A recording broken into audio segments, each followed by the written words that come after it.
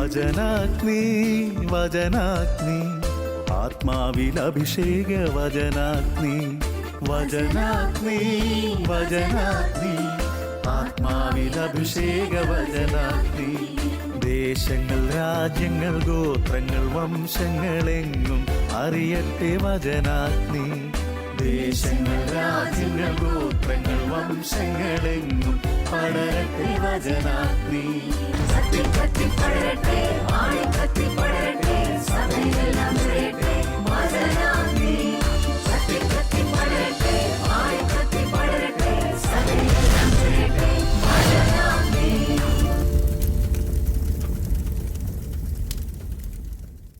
Hallelujah, price the Lord.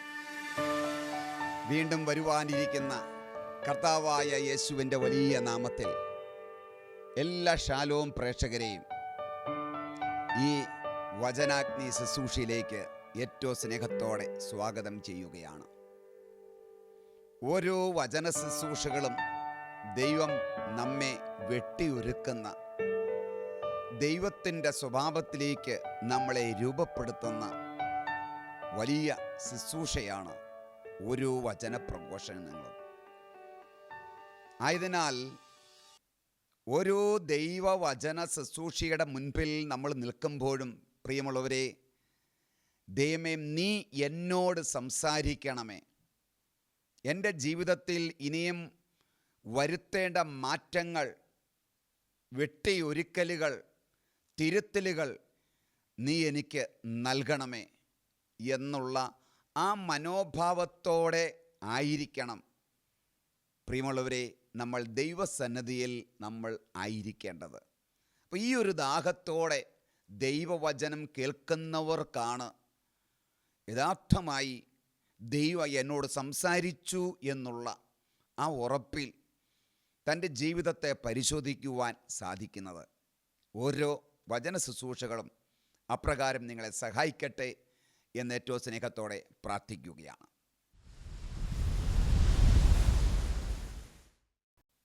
ഇന്നത്തെ നമ്മുടെ ചിന്താവിഷയം ദൈവത്തിൻ്റെ പരിശുദ്ധിയിലേക്കുള്ള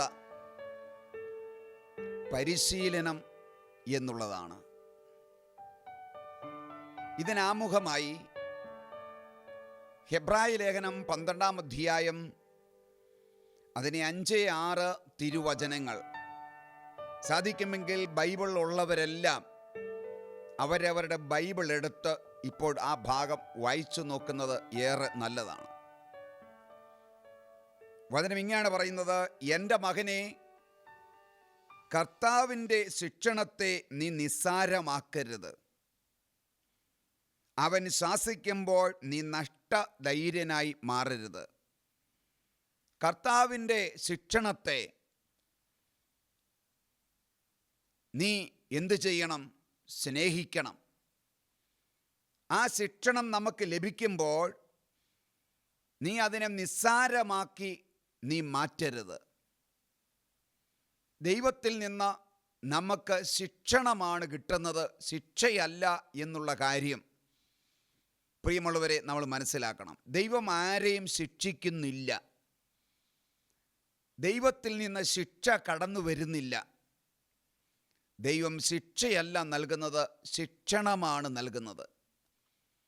മാതാപിതാക്കൾ മക്കൾക്ക് കൊടുക്കുന്നത് ശിക്ഷണമാണ് കൊടുക്കുന്നത്, ശിക്ഷയല്ല കൊടുക്കുന്നത്. ശിക്ഷ കൊടുക്കുന്നത് കോടതിയാണ്, ജയിലാണ് ശിക്ഷ കൊടുക്കുന്നത്. അപ്പം ഇപ്രകാരം തന്നെ നമ്മൾ ദൈവത്തിൻ്റെ മക്കളാണ്. ദൈവത്തിൻ്റെ മക്കളായ നമ്മെ ആ ദൈവം ആരാണ്? നമ്മുടെ അപ്പനാണ്. ഈ അപ്പൻ നമ്മളെ ശിക്ഷണത്തിലൂടെ നയിക്കുന്നു. അപ്പോൾ തിരുവചനം പറയുകയാണ്, മക്കളെ, കർത്താവ് നമ്മളെ ശിക്ഷിക്കുമ്പോൾ കർത്താവിൻ്റെ ശിക്ഷണത്തെ നീ നിസ്സാരമായി കാണരുത്. അതിനെ വളരെ ഗൗരവമായിട്ട് നമ്മൾ കാണണം. അവിടെ നമ്മളെ ശിക്ഷണത്തിലൂടെ വിടുമ്പോൾ, നമ്മളെ ശാസിക്കുമ്പോൾ നീ നഷ്ടധൈര്യനായി മാറരുത്. ദൈവം നമ്മളെ ശാസിക്കും. ശാസനയാണ് ശിക്ഷണം എന്ന് പറയുന്നത്. പിള്ളേരെ നമ്മൾ വഴക്ക് പറയുന്നത് പോലെ. അപ്പോൾ ദൈവം നമ്മളെ ശാസിക്കുന്നു. എങ്ങനെയാണ് ശാസിക്കുന്നത്? വചനത്തിലൂടെയാണ് നമ്മളെ ശാസിക്കുന്നത്. വചനത്തിലൂടെ നമ്മെ ശാസിക്കുന്നു. ശരീരത്തിലല്ല ദൈവം നമുക്ക് ശിക്ഷണം നൽകുന്നത്. ശരീരത്തെ ശിക്ഷണം നൽകിയിട്ട് യാതൊരു കാര്യവുമില്ല. അത് ഭൗതിക മാതാപിതാക്കൾ നിങ്ങളെ ശരീരത്തിൽ അല്പകാലം നിങ്ങളെ പരിശീലിപ്പിച്ചു, ശിക്ഷണം നൽകി എന്ന് താഴെ വായിക്കുന്നുണ്ട്. അപ്പോൾ ദൈവം നമ്മളെ ശരീരത്തിലല്ല അത് നൽകുന്നത്, നമ്മുടെ ആത്മമണ്ഡലത്തിലാണ്. നമ്മുടെ ഒരു ആത്മീക മണ്ഡലമുണ്ട്, ഒരാത്മാവ് നമുക്കുണ്ട്. അപ്പോൾ ആത്മാവിലെ ആ വ്യക്തി, നമ്മുടെ ഈ ആത്മാവ് കറക്ഷൻസ് ഇല്ലാതായി മാറണം. ദൈവം ആഗ്രഹിക്കുന്ന ദൈവിക സ്വഭാവത്തിലേക്കുള്ള ഒരു പരിശീലനം, ദൈവത്തിൻ്റെ ക്യാരക്ടറിന് ചേർന്ന, ദൈവിക സ്വഭാവത്തിന് ചേർന്ന ഒരു വ്യക്തിയായി, ഒരു വ്യക്തിത്വമുള്ള വ്യക്തിയായി നമ്മൾ മാറ്റപ്പെടണം. അതിന് ദൈവം നമുക്ക് ശിക്ഷണം നൽകുന്നത് നമ്മുടെ ആത്മമണ്ഡലത്തിലാണ്, ആത്മാവിലാണ്. അപ്പോൾ ആത്മാവിൽ നമ്മളെ വെട്ടിയൊരുക്കും. ആത്മാവിൽ വെട്ടിയൊരുക്കുന്ന കത്തി എന്ന് പറയുന്നത് ദൈവവചനമാണ്. ദൈവവചനമാകുന്ന ഈ കത്തി ഉപയോഗിച്ചാണ് അവിടുന്ന് നമ്മളെ വെട്ടി ഒരുക്കുന്നത്. അതിനെയാണ് ശാസിക്കുക എന്ന് പറയുന്നത്. അവിടുന്ന് നമ്മളെ ശാസിക്കുമ്പോൾ, തിരുത്തലുകൾ നൽകുമ്പോൾ, നമ്മൾ സംസാരിക്കുമ്പോൾ നമ്മൾ നഷ്ടധൈര്യനായി, നമ്മുടെ ശക്തി ചോർന്നു പോയി, അല്ലെങ്കിൽ നമ്മൾ നിരാശപ്പെട്ട് സങ്കടപ്പെട്ട് എനിക്കിതൊന്നും പറ്റുകയില്ല എന്നുള്ള മനോഭാവത്തിൽ അതിനെ നിസ്സാരമായി തട്ടിമാറ്റി നമുക്ക് സ്വാതന്ത്ര്യം നൽകുന്ന വഴിയിലൂടെ, നമുക്ക് ഇഷ്ടപ്പെട്ട വഴിയിലൂടെ നമ്മൾ പോകരുത് എന്ന് തിരുവചനം നമ്മളെ പഠിപ്പിക്കുകയാണ്. പ്രിയമുള്ളവരെ, ഏതൊരു ശില്പിയും ആ ശില്പി ഒരു വലിയ കല്ല് കാണുമ്പോൾ, ഒരു പാറ കാണുമ്പോൾ, ശില്പിക്ക് ആ പാറയ്ക്കകത്ത് ഒരു ശില്പത്തെ കാണാൻ പറ്റും. Price the Lord. കളിമണ്ണ് കാണുമ്പോൾ, ഏത് ക്ലേ മോഡലിംഗ് ഉണ്ടാക്കുന്ന വ്യക്തികൾക്കായാലും മണ്ണ് കാണുമ്പോൾ ആ മണ്ണിനകത്ത് ഏത് രൂപത്തെ അവർക്ക് കാണുവാൻ സാധിക്കും. ശില്പി എന്തു ചെയ്യും? ഒരു പാറയെടുത്ത് അത് വെട്ടി കൊത്തി തൻ്റെ ഉളികൾ കൊണ്ട്, ചുറ്റിക കൊണ്ട് എല്ലാം കൊത്തി ഒരുക്കി ക്രമീകരിച്ച് അവസാനം അതിനകത്തൊളിഞ്ഞു കിടക്കുന്ന അതിമനോഹരമായ ഒരു ശില്പത്തെ ആ കല്ലുകൊണ്ടുണ്ടാക്കും. ശില്പത്തെ വെളിയിലെടുക്കും. ഒരിക്കൽ ശില്പിയോട് ഒരു മനുഷ്യൻ ചോദിച്ചു, ഇതെങ്ങനെയാണ് ഇത്ര മനോഹരമായ ഈ ശില്പത്തെ, മനോഹരമായ ഈ രൂപത്തെ ഈ കല്ലിൽ നിന്ന് കൊത്തിയെടുക്കാൻ നിങ്ങൾക്ക് സാധിക്കുന്നത്? അദ്ദേഹം പറഞ്ഞു, തമാശയായിട്ട് പറഞ്ഞു, ഈ ശില്പമല്ലാതിരിക്കുന്ന എല്ലാത്തിനെയും നമ്മൾ കൊത്തിക്കളഞ്ഞാൽ മതി. ഈ ശില്പത്തോട് ചേർന്നിരിക്കുന്ന, ശില്പമല്ലാത്ത, ഈ രൂപം അല്ലാത്ത എല്ലാത്തിനെയും നമ്മൾ വെട്ടി കൊത്തി നമ്മൾ കളഞ്ഞു കഴിയുമ്പോൾ ശില്പം അതിനകത്ത് അതിമനോഹരമായ രൂപഭംഗിയുള്ള വ്യക്തിയായിട്ട്, ശില്പമായിട്ടത് മാറും. പ്രിയമുള്ളവരെ, ദൈവം വലിയൊരു ശില്പിയാണ്, വലിയൊരു ശില്പിയാണ്. ദൈവം നമ്മിൽ ഒരു വലിയ മനോഹാരിതയുള്ള, മനോഹരമായ ദൈവ മക്കളുടെ ഒരു ഛായ ദൈവം നമ്മളിൽ കാണുന്നുണ്ട്. നമ്മളിൽ ഇപ്പോഴുള്ള നാം ഈ ലോകത്തിൽ ജീവിക്കുന്നത് കൊണ്ട് ലോകത്തിൻ്റെതായ സ്വാധീനങ്ങളാൽ നമ്മുടെ ചിന്തകൾക്ക്, മനോഭാവങ്ങൾക്ക്, നമ്മുടെ സ്വഭാവങ്ങൾക്ക് എല്ലാം വ്യത്യാസം വന്നിട്ടുണ്ട്. ലോകത്തിൻ്റെതായ സ്വാധീനങ്ങൾ നമ്മളിൽ ശക്തി ചെലുത്തി പല പാപപ്രലോഭനങ്ങളിലേക്കും നമ്മൾ വീണിട്ടുണ്ടാവാം. അപ്പോൾ ദൈവം ആഗ്രഹിക്കാത്ത ഒരു സ്വഭാവ വൈകല്യങ്ങൾ നമ്മളിലുണ്ടെങ്കിൽ അവയെ എല്ലാം ഉളി കൊണ്ട്, ചുറ്റിക കൊണ്ട് കൊത്തി കണ്ടിച്ച് അത് കളയുന്നത് പോലെ നമ്മെ രൂപപ്പെടുത്തുവാൻ, നമ്മിൽ നമ്മുടേതല്ലാത്ത എല്ലാം നമ്മിൽ വന്നിട്ടുണ്ടോ അവയെല്ലാം ദൂരെ കളയുവാൻ, കണ്ടിച്ചു മാറ്റുവാൻ, കൊത്തിക്കളയുവാൻ ഈശോ നമ്മളെ സഹായിക്കുന്നു. അതിനാണ് നമുക്ക് വചനമാകുന്ന ഉളി കൊണ്ട്, വചനമാകുന്ന കത്തി കൊണ്ട്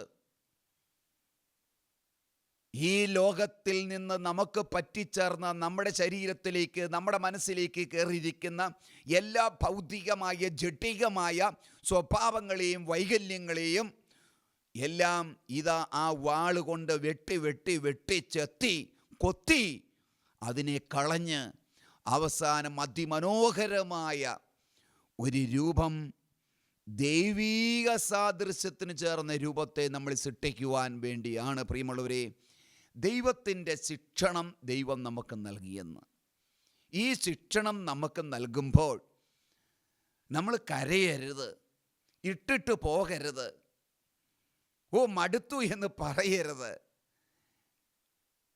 ഒരു ഡോക്ടറുടെ കയ്യിലേക്ക് ഒരു രോഗിയെ കിട്ടിക്കഴിയുമ്പോൾ ആ രോഗിയെ എത്രമാത്രം രക്ഷിക്കാൻ പറ്റും, ജീവൻ കൊടുക്കാൻ പറ്റുമെന്നാണ് ആ ഡോക്ടർ ആഗ്രഹിക്കുന്നത്. അതിനുവേണ്ടി ഇഞ്ചക്ഷൻ തരുമായിരിക്കാം, ഓപ്പറേഷൻ ചെയ്യേണ്ട മേഖലയാണെങ്കിൽ നമ്മളെ അനസ്തേഷ്യ നൽകി നമ്മളെ ബോധം കെടുത്തി ശരീരം ഒരുപക്ഷെ കീറി മുറിച്ച് വേണ്ട ഓപ്പറേഷൻ ചെയ്ത് അങ്ങനെ പല കാര്യങ്ങളിലൂടെ നമുക്കിഷ്ടപ്പെടാത്ത പല അവസ്ഥകളിലൂടെ അവർ നമ്മളെ കൊണ്ടുപോയെന്നിരിക്കും. എന്തിനാ? നമുക്ക് ജീവൻ നൽകുവാൻ വേണ്ടി. ഇതുപോലെ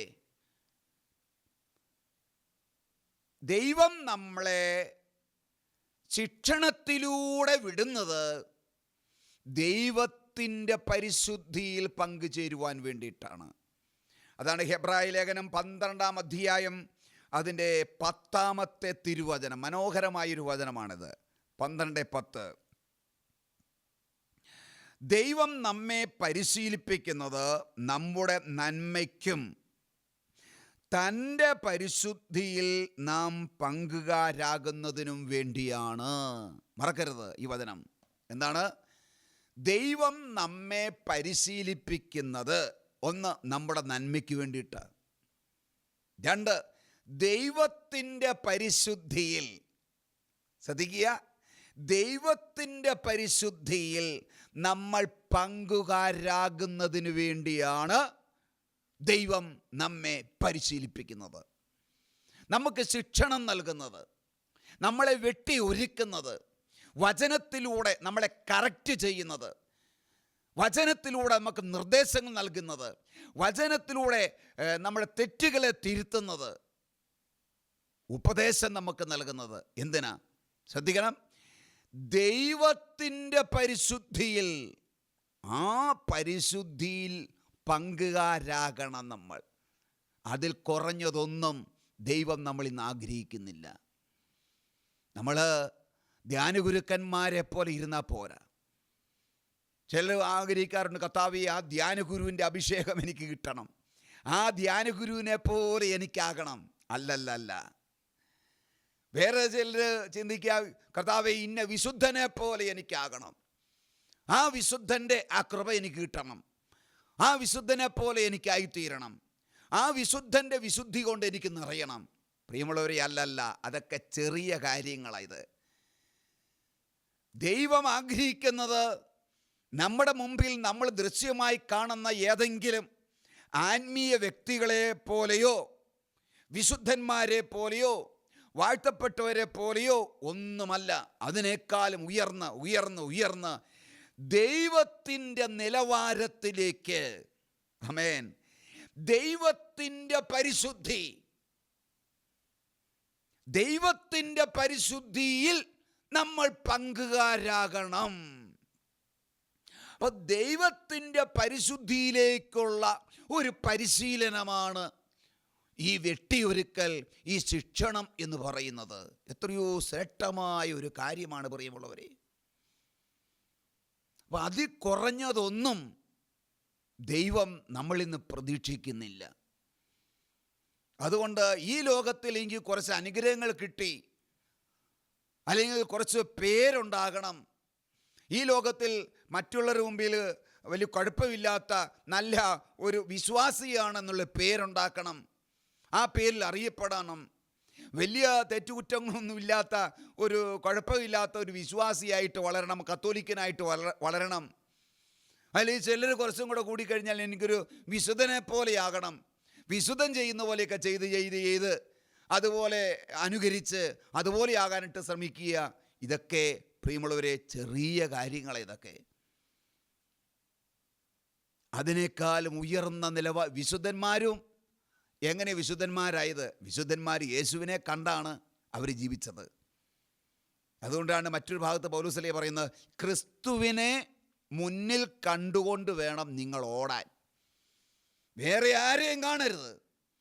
ആത്മീയ മണ്ഡലത്തിൽ വേറെ അനേക വ്യക്തികൾ കാണും, അവരൊന്നും നമുക്ക് മാതൃകയല്ല, അവരൊക്കെ വിശുദ്ധിയിൽ വളർന്നവരാ.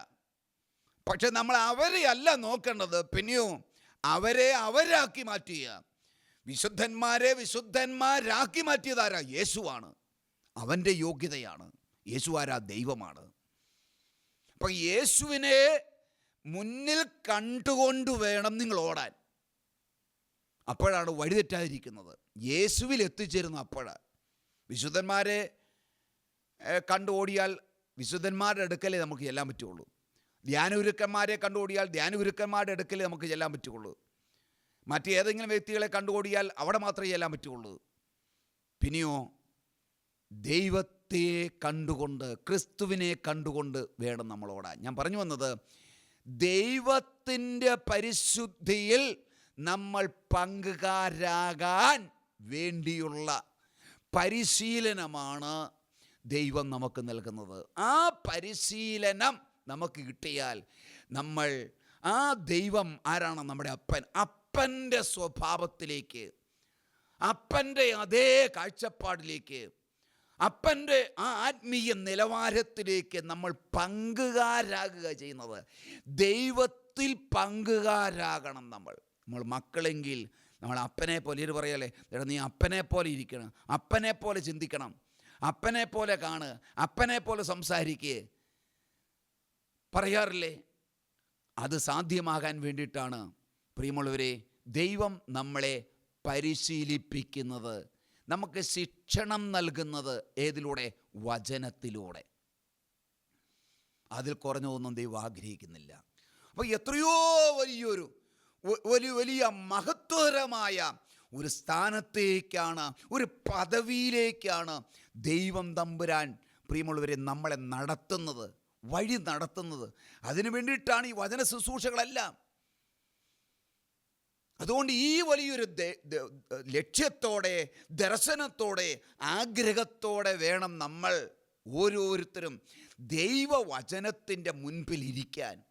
ഭൗതികമായ ചില അനുഗ്രഹങ്ങൾ കിട്ടാൻ വേണ്ടി വചനം കേൾക്കാൻ പോകരുത്, അതിന് കൺവെൻഷന് വേണ്ടി പോകരുത്, ആ ചിന്തയോടെ വചനം കേൾക്കാൻ പോകരുത്. പിന്നെയോ എനിക്ക് എൻ്റെ ആധ്യാത്മികതയെ പണിതുയർത്തുന്ന, എൻ്റെ ആത്മീയ മനുഷ്യനെ ബലപ്പെടുത്തുന്ന, കരുത്ത് പിടിപ്പിക്കുന്ന, ആത്മീയ മനുഷ്യനെ വെട്ടിയൊരുക്കുന്ന, ദൈവം ആഗ്രഹിക്കുന്ന ആ നേച്ചറിലേക്ക്, സ്വഭാവത്തിലേക്ക്, ആധ്യാത്മികതയിലേക്ക് വളരുവാൻ ദൈവമേ എനിക്ക് കറക്ഷൻസ് നൽകുന്ന ചിന്തകൾ, സന്ദേശങ്ങൾ എനിക്ക് ഓരോ വചന ശുശ്രൂഷയിലൂടെ നൽകണമേ എന്ന് പ്രാർത്ഥിക്കുമ്പോൾ അത് നമ്മുടെ ആത്മരക്ഷയ്ക്ക് കാരണമായി മാറും.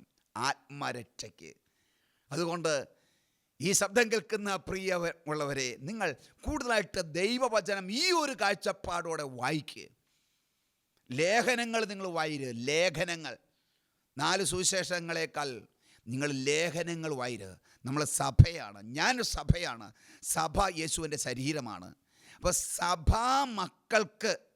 സഭയിലെ സഭാമക്കൾക്ക് എഴുതപ്പെട്ടതാണ് ലേഖനങ്ങൾ എന്ന് പറയുന്നത്. അപ്പം നിങ്ങൾ കൂടുതലായിട്ട് ലേഖനങ്ങൾ വായിക്കുക. ഈ ഒരു മനോഭാവത്തോടെ വചനം വായിക്കുമ്പോൾ നമുക്കൊത്തിരി തിരുത്തപ്പെടേണ്ട കാര്യങ്ങൾ നമുക്ക് വചനത്തിലൂടെ നമുക്ക് കിട്ടും.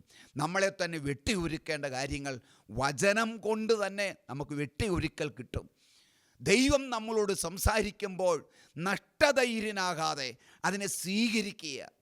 പ്രയാസമുള്ള കാര്യമാണെങ്കിലും സന്തോഷം വരുന്ന കാര്യമാണെങ്കിലും അനുസരിക്കാൻ ബുദ്ധിമുട്ടുള്ള കാര്യമാണെങ്കിലും വചനം നമ്മളോട് പറയുമ്പോൾ, ദൈവം നമുക്ക് തിരുത്തലുകൾ നൽകുമ്പോൾ, പ്രിയമുള്ളവരെ, അതിനെ നമ്മൾ സ്വീകരിക്കുന്നവരായി നമ്മൾ മാറണം. അപ്പോഴാണ് നമ്മുടെ ജീവിതത്തിൽ ദൈവിക സ്വഭാവത്തിലേക്ക് നമ്മൾ ഉയരപ്പെടുന്നത്, നമ്മൾ നയിക്കപ്പെടുന്നത്. ഹല്ലേലൂയ. പിയാത്ത എന്ന് പറയുന്ന ഒരു സ്റ്റാച്ചു നിങ്ങൾ കണ്ടിട്ടുണ്ടായിരിക്കാം. കുരിശിൽ മരിക്കപ്പെട്ട ഈശോയെ ആ കുരിശിൻ്റെ ചുവട്ടിൽ കുരിശിൽ നിന്ന് ഇറക്കിയ യേശുവിനെ മാതാവ് തൻ്റെ മടിയിൽ കിടത്തി ഇങ്ങനെ ഇരിക്കുന്ന ഒരു ഭാഗമുണ്ട്. വളരെ ഹൃദയസ്പർശിയായ മനോഹരമായ ഒരു സ്റ്റാച്യു ആണത്. അതിനെ പിയാത്ത എന്നാണ് പറയുന്നത്. നമ്മളിപ്പോൾ കാണുന്ന രൂപത്തിലുള്ള മനോഹരമായ മാതാവിൻ്റെ മടിയിലിരിക്കുന്ന ഈശോയുടെ മുഖത്തേക്ക് നോക്കി കരയുന്ന വേദനിക്കുന്ന അമ്മ, ആ പിയാത്ത എന്ന് പറയുന്ന ആ സ്റ്റാച്ചു, അത് ഒരു ദിവസം കൊണ്ടോ ഒറ്റ പ്രാവശ്യം കൊണ്ടോ ഉണ്ടാക്കിയതല്ലത്. ആദ്യം അത് ഉണ്ടാക്കിയ വ്യക്തി, ആ ശില്പി ആദ്യമൊന്ന് ഉണ്ടാക്കി, അത് തെറ്റിപ്പോയി, വീണ്ടും രണ്ടാമതുണ്ടാക്കി, അതിനും കുഴപ്പങ്ങളുണ്ടായി, വീണ്ടും ഉണ്ടാക്കി, അങ്ങനെ 10 പ്രാവശ്യം ഉണ്ടാക്കി, 15 പ്രാവശ്യം ഉണ്ടാക്കി. അപ്പോഴും പല ഭാഗങ്ങളിൽ നിന്ന് നോക്കുമ്പോൾ അതിന് കുറവുള്ളതായിട്ട് കണ്ടു. അത് ഇടിച്ചു പൊളിച്ച് കളഞ്ഞിട്ട് വീണ്ടും ഉണ്ടാക്കി. 20ാമത്തത് ഉണ്ടാക്കി. ഓരോന്നും ഉണ്ടാക്കുമ്പോൾ എത്രയോ ആഴ്ചകളെടുത്ത് വളരെയധികം കഷ്ടപ്പെട്ടാണ് ഓരോന്നും ഉണ്ടാക്കി തീർക്കുന്നത്. ആഴ്ചകൾ കൊണ്ടാണ്, മാസങ്ങൾ കൊണ്ടാണ് ഓരോന്നും ഉണ്ടാക്കുന്നത്. അത് ഉണ്ടാക്കി എല്ലാം ഫിനിഷ് ചെയ്ത് കഴിയുമ്പം ഇങ്ങനെ നോക്കുമ്പോൾ, ഒരു ആംഗിളിൽ നിന്ന് നോക്കുമ്പോൾ എവിടെയൊക്കെയോ ചെറിയ കുറവുകളുള്ളതുപോലെ അദ്ദേഹം കാണുകയാണ്. ഒട്ടനെ എന്ത് ചെയ്യും? അതങ്ങ് തല്ലിപ്പൊട്ടിച്ച് കളഞ്ഞേക്കും. അതിനുവേണ്ടി മെനക്കെട്ട ദിവസങ്ങളോ മണിക്കൂറുകളോ സാമ്പത്തിക നഷ്ടങ്ങളോ അതൊരു നഷ്ടമായിട്ട് അദ്ദേഹം കണക്കാക്കുന്നില്ല. പിന്നെയോ താൻ ആഗ്രഹിക്കുന്ന രൂപത്തിലുള്ള തൻ്റെ മനസ്സിലുള്ള ആ മാതാവിൻ്റെ ചിത്രവും തൻ്റെ ഹൃദയത്തിലുള്ള ആ യേശുവിൻ്റെ ആ ചിത്രവും ആ രൂപം ഇത് തെളിയണം. ഞാൻ ഉണ്ടാക്കുന്ന ശില്പത്തിൽ തെളിഞ്ഞു വരണം അതിൻ്റെ പൂർണ്ണതയെ. അങ്ങനെ 20 തല്ലി ഉടച്ച് കളഞ്ഞിട്ട് 21ാമതായിട്ട് അദ്ദേഹം ആ ശില്പി ഉണ്ടാക്കിയ ആ ശില്പമാണ് പിയാത്ത എന്ന പേരിൽ ഇന്ന് നമ്മൾ അറിയപ്പെടുന്നത്. അതിലാണ് അദ്ദേഹത്തിൻ്റെ മനസ്സിനിണങ്ങിയ പൂർണ്ണത കാണുവാൻ സാധിച്ചത്. പ്രിയമുള്ളവരെ, നമ്മളായിട്ടുണ്ടാക്കിയതെല്ലാം തല്ലി ഉടച്ച് ചെത്തി വെട്ടി ഉരുക്കി ദൈവം ഇങ്ങനെ ക്രമീകരിക്കുന്നത് എന്തിനു വേണ്ടിയിട്ടാണ്? ദൈവത്തിൻ്റെ പൂർണ്ണത നമ്മളിൽ വെളിപ്പെടണം. ദൈവത്തെ പോലെ നമ്മളാകണം. ദൈവം നമ്മിൽ വെളിപ്പെടണം. Praise the Lord. ഹല്ലേലൂയ. ദൈവത്തിൻ്റെ പരിശുദ്ധിയിലേക്കുള്ള ഒരു പരിശീലനമാണ് കർത്താവിൻ്റെ ശിക്ഷണം എന്ന് പറയുന്നത്. അതിൽ കുറഞ്ഞതൊന്നും നമ്മൾ പ്രതീക്ഷിക്കരുത്. എത്രയും വലിയ അനുഗ്രഹമാണ് കർത്താവ് നൽകുന്നത്. അതുകൊണ്ട് ദൈവവചനത്തെ നമുക്ക് സ്വീകരിക്കാം. വചനം വായിക്കുക, പഠിക്കുക, ധ്യാനിക്കുക. ദൈവം നമുക്ക് അനുദിന ജീവിതത്തിൽ നൽകുന്ന ശിക്ഷണങ്ങളെ സ്നേഹപൂർവ്വം സ്വീകരിക്കുക. ശിക്ഷണങ്ങളിൽ നിന്ന് അകലാതിരിക്കുക. ദൈവത്തിൻ്റെ പരിശുദ്ധിയിലേക്ക് നമ്മൾ കടന്നു വരാം. പ്രാർത്ഥിക്കാം.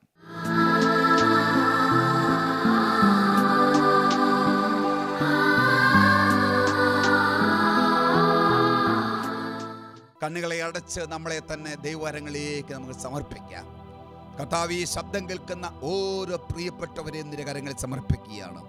10,000ങ്ങളിലേക്ക് ഈ ശബ്ദം കേൾക്കുന്ന, ഇത് കാണുന്ന കർത്താവേ, 10,000ങ്ങളിലേക്ക് ഇപ്പോൾ തന്നെ അഭിഷേകം വ്യാപരിക്കട്ടെ എന്ന് പ്രാർത്ഥിക്കുകയാണ്. കർത്താവേ, തങ്ങളുടേതായ കുറവുകളെ കണ്ടെത്തുവാനായിട്ട്, കർത്താവേ, ദൈവവചനത്തിലൂടെ തൻ്റെ കുറവുകളെ കണ്ടെത്തി ഉപേക്ഷിക്കുവാനായിട്ട് ഞങ്ങളെ സഹായിക്കണമേ എന്ന് പ്രാർത്ഥിക്കുന്നു. വചനം കൂടുതലായിട്ട് വായിക്കാനും പഠിക്കാനും ധ്യാനിക്കാനും വചനം അനുസരിക്കാനും കർത്താവേ കൃപ നൽകണമേ എന്ന് പ്രാർത്ഥിക്കുന്നു. ദൈവവചനത്തിലൂടെ വചനം വായിക്കുമ്പോഴും പഠിക്കുമ്പോഴും ധ്യാനിക്കുമ്പോഴും വചനത്തിലൂടെ ദൈവം നൽകുന്ന തിരുത്തലുകൾ അത് സന്തോഷപൂർവ്വം സ്വീകരിക്കുവാൻ, വേദനാജനകമാണെങ്കിലും അതിനെ സ്വീകരിച്ച് കറക്റ്റ് ചെയ്തുകൊണ്ട് ദൈവത്തിൻ്റെ പരിശുദ്ധിയിലേക്ക് ആ പരിശീലനത്തിലൂടെ മുന്നേറുവാൻ കൃപ നൽകണമേ കർത്താവേ. അപ്പൻ്റെ സ്വഭാവമുള്ള മക്കളായി മാറുവാൻ അഭിഷേകം ചെയ്യണമേ എന്ന് പ്രാർത്ഥിച്ച് ഒന്ന് കരമുയർത്തി സ്വരമുയർത്തി സ്തുതിച്ചേ. Hallelujah, hallelujah, hallelujah, hallelujah, hallelujah, hallelujah, hallelujah. ദൈവത്തിൻ്റെ പരിശുദ്ധാത്മാവേ അതിശക്തമായി എല്ലാ മക്കളുടെ മേലും വ്യാപരിക്കട്ടെ. കുടുംബങ്ങളിലേക്ക്, വ്യക്തികളിലേക്ക്, മക്കളിലേക്ക്, യുവജനങ്ങളിലേക്ക്, ദമ്പതികളുടെ മേൽ വ്യാപരിക്കട്ടെ എന്ന് പ്രാർത്ഥിക്കുന്ന ദൈവവചനത്താൽ പരിപൂർണരാകുവാൻ, ദൈവവചനത്താൽ വെട്ടി ഒരുക്കപ്പെടുവാൻ, ദൈവവചനത്താൽ പരിശീലനം കിട്ടുവാൻ ഈ മക്കളുടെ മേൽ ആത്മാവ് വ്യാപരിക്കട്ടെ. വചനത്തിൻ്റെ അഭിഷേകം വ്യാപരിക്കട്ടെ. Hallelujah, hallelujah, hallelujah, hallelujah. ദൈവത്തിന്റെ ആത്മാവ് ശക്തിയോടെ വ്യാപരിക്കട്ടെ എന്ന് പ്രാർത്ഥിക്കുന്നു. കല്ലുപോലെ ഹൃദയങ്ങൾ തച്ചുടയപ്പെടട്ടെ എന്ന് പ്രാർത്ഥിക്കുന്നു. ഹൃദയങ്ങൾ തുറക്കപ്പെടട്ടെ എന്ന് പ്രാർത്ഥിക്കുന്നു. പരിശുദ്ധാത്മാവേ, ആത്മാവേ, ആത്മാവേ, ആത്മാവേ, വ്യാപരിക്കണമേ, വ്യാപരിക്കണമേ, വ്യാപരിക്കണമേ. നിന്റെ പരിശുദ്ധിയിൽ പങ്കാളിയാകുവാൻ ഒരു അഭിഷേകം ഈ മക്കളുടെ മേൽ വ്യാപരിക്കട്ടെ എന്ന് പ്രാർത്ഥിക്കുന്നു. Hallelujah, hallelujah, hallelujah, hallelujah. യേശുവേ ആരാധന, ആരാധന, ആരാധന, ആരാധന, ആരാധന. കർത്താവേ നന്ദിയോടെ സ്തുതിക്കുന്നു, മഹത്വപ്പെടുത്തുന്നു, ആരാധിക്കുന്നു. യേശുവേ ആരാധന, യേശുവേ നന്ദി. Hallelujah, hallelujah, hallelujah. പ്രാർത്ഥന കേട്ട നല്ല ദൈവമേ നന്ദിയോടെ സ്തുതിക്കുന്നു. യേശുവിൻ്റെ വലിയ നാമത്തിൽ തന്നെ amen, amen. Praise the Lord. God bless U.